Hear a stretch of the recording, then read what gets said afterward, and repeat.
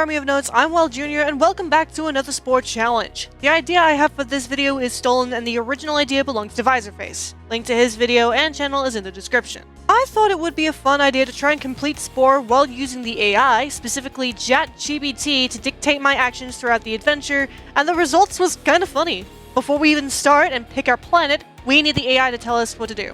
Take it away, Staffbot! We will begin with picking a planet with vibrant green colors and will be playing as a pacifist. Choose a Herbivar on normal mode and name it Verdra. With that done, we have to arrive via the meteorite and start consuming plant matter instead of meat chunks, like we did with the last two challenges.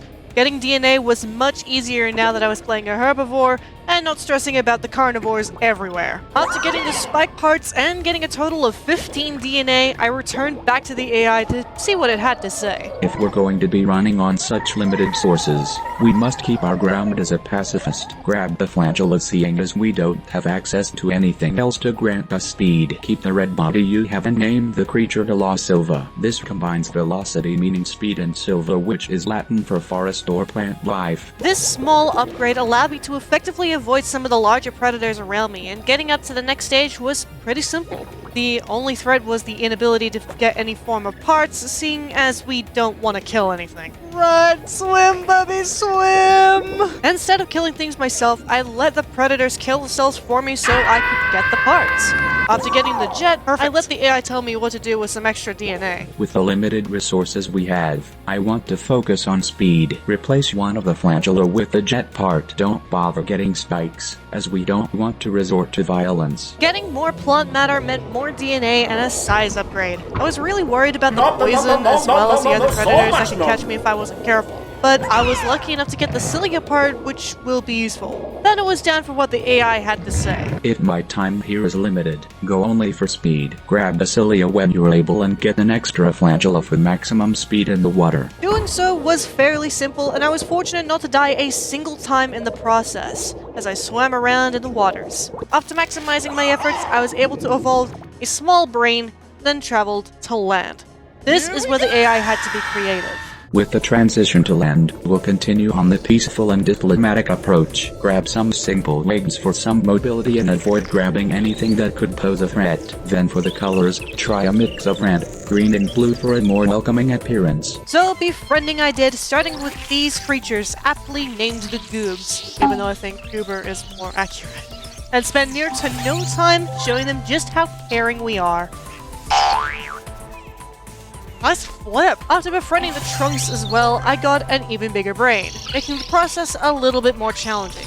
This I thought was the best time for me to go ahead and evolve. Now that you got me more things to work with, I want to focus on upgrades. Get more parts to upgrade your social abilities and add more health just in case if predators try anything. Also, make your creature have more legs to increase your jump height and head wings. You aren't worth killing if you can't be reached. With the upgrades done, I went and grabbed one of my friends and moved on to being the best neighbor around.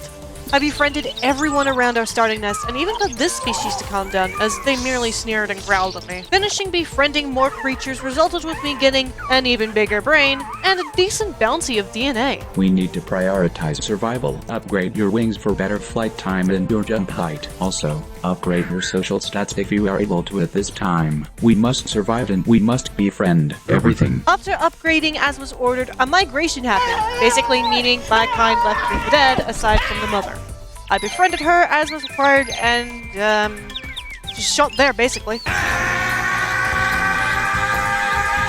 After arriving, I watched a meteor shower and these crazy creatures for a while, then went into the creature creative for some more upgrades. As I mentioned earlier, maximizing our stats is going to be our key to survival. Upgrade with whatever DNA points you have, but focus more on your survival. Get your jump height even higher so you can leap out of danger. After doing what I was asked to do, I went back to befriending more of these weird creatures, getting a bigger brain, and almost getting caught by these creatures called gimmies. Seriously, they were, challenging specimen. I was going to upgrade, but I had to stick to the AI's orders and only upgraded the wings for a better flight span. After being lucky enough to score more DNA points, I returned back to the nest and upgraded more of the social stats as I was asked to do earlier, meaning I got a better mouth and better feet that serves for stealth and for dancing. With the end game at hand, I just decided to full rush it and got the biggest brain possible by making friends with even more species, and I got ready to evolve into the tribal stage as fast as possible.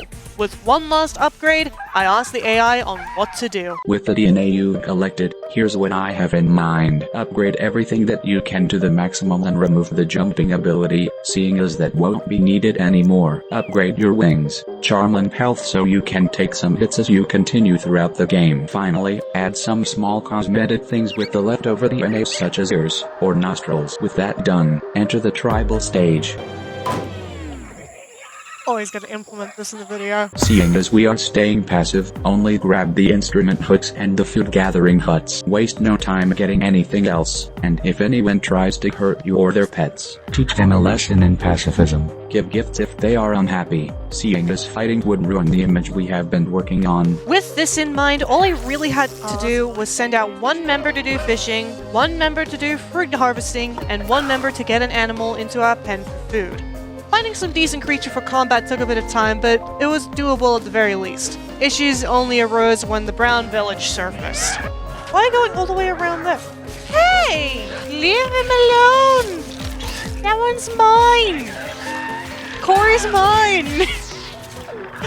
No, Corey! I was mad to say the least, but we got our revenge. Then this... Excuse me! We are literally in the midst of giving you a present! You jerkface! Okay, just let him go. Let him go. I had to keep the pacifism, so I let him be, then gave them more food. After that ordeal was over, I collected more food for a hut to give my tribe instruments, gave my tribe some more babies, then traveled to the brown village to play music for them. After befriending them, I had to rinse and repeat with the other tribes. One of them, which was dealing with a giant walking hookworm. Thankfully, I don't have to show the long process of having to do all of that, and I can just move on straight to the final part of this challenge, which was completing the modern stage. For the city hall, I want a large structure with a dome or central spire which represents unity. Make sure to use natural materials and glass elements to make it seem like it's part of the forest or something. Add leaves or vines if possible, and I want it to keep a harmonious theme. As for the name, I want it to be Harmonia Hall. Seeing as we were passive, we went down the religious route, so the AI had to make a land vehicle for this as well. Go for a smooth flowing design with curves in a round shape. I was thinking of something with some kind of flowers on it or something to seem organic. Keep it eco-friendly and symbolic by adding bamboo pipes to it as well for your power. As for the name, I want it to be Serenity Voyager, to emphasize tranquility and the journey to spreading peace. Now that we started, it was getting to the point where we had to talk more about how we took care of things. Seeing as we started with a religious nation, we will keep it that way. Spread through peace and conquer the world using your vehicles and get money through the spice you capture. Only focus on the tools you have and don't be greedy either. Make an alliance and be sure to keep it through any means possible. This meant my road was set. I had to grab some nearby spice, make my city as profitable as possible, then focused all my efforts into making more land vehicles to start the world domination. I designed a house, factory, and entertainment center based on all of specifications and prompts I got, and was able to take over the first city after starting a war. After that was done, I was able to create sea vehicles and kept on marching onwards to try and take over the Orange Nation before they spread too fast. Doing so was fairly easy as long as I kept a good stream of income, to which I maximized it as much as I could. In the midst of it, I was able to ally with the Forest Nation in exchange for starting a war with the Yellow Nation, to which I agreed to.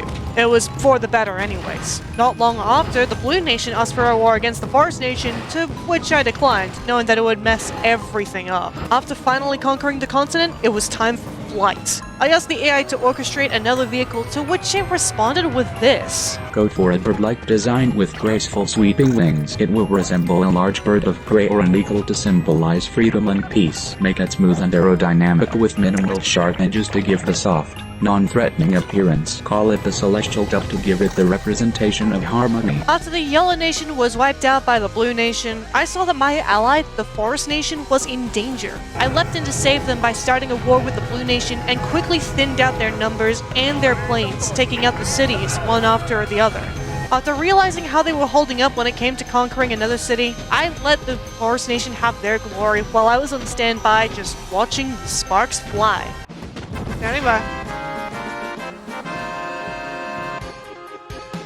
Hooray! I let the AI create the ship, which was basically another dang bird. I then took to the skies, allowing us both to finish this challenge. This was mainly a test of the AI to see how accurate it was, and after seeing Visorface do it, I was confident enough to give it a shot. It was kind of funny to me, considering the fact that it basically went opposite to what he had. Anyways, with that in mind, I think this is where we're going to end the tape. If you did indeed enjoy this, feel free to like the video and subscribe for more content. With that in mind, the tape ends here.